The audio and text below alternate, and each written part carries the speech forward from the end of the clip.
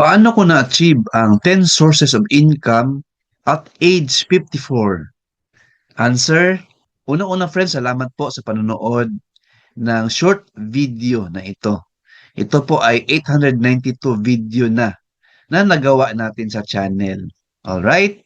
So before I disclose ano yung ginawa ko para ma-achieve yung 10 sources of income at age 54, allow me to share my sources of income at age 54.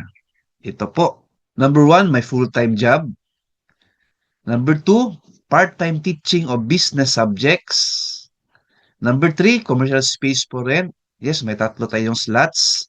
Meron nag-rent ngayon, karinderya, buy and sell of rice, and barbershop. Number four, tables and chairs rental. Number five, money lending. Pero ito ay selected friends lang yung ginapalen ko. Tapos konti lang po ang kapital na nilabas ko. Number six, chess club and chess coaching. Number seven, buy and sell business. Ito yung mga soft drinks and chicheria sa chess club ko. Number eight, content creation. Ito yung YouTube channel ko. Yes, may monetization na tayo sa YouTube. Number nine, business coaching as resource speaker.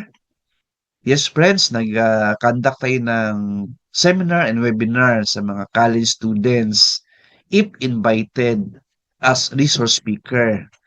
So from that, meron tayong professional fee or bayad. Number 10, internet cafe and prints. Yes, friends, meron tayong konti na internet cafe. May tatlong computers tayo at meron tayong isang computer na for printing. Ayan po. So, how did I achieve this 10 sources of income at age 54? Number one, friends, I remember yung nagbasa ako ng book from Robert Kiyosaki, Rich Dad Poor Dad. From that, nagka-idea tayo about business. Sabi doon sa book, do not work for money. Money works for you. And then, doon natin nalaman yung passive income is better than active income. So from that, friends, doon nag-umpisa yung interest ko sa business. And after reading this book, ay nag-ano tayo, no? Nag-apply tayo ng business loan. I remember sa ano tayo nag-apply, Land Bank. So, nagbaro tayo ng 300K. And then, yun, nag-put up tayo ng commercial space for rent. And then, loan din tayo sa Pag-ibig. And sa GSIS, that was for my tables and chairs rental na kapital. And sa chess club. Alright, so, yun lang po.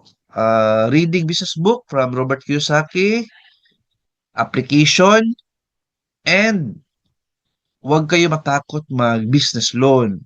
Importante, yung loan na yan, i-invest nyo and engage into business. And you will generate passive income and mag-increase yung sources of income mo apart from your full-time job. Alright, so thank you for watching this video. Please like, share this video, and subscribe to the YouTube channel. Thank you, God bless, and 2 thumbs up.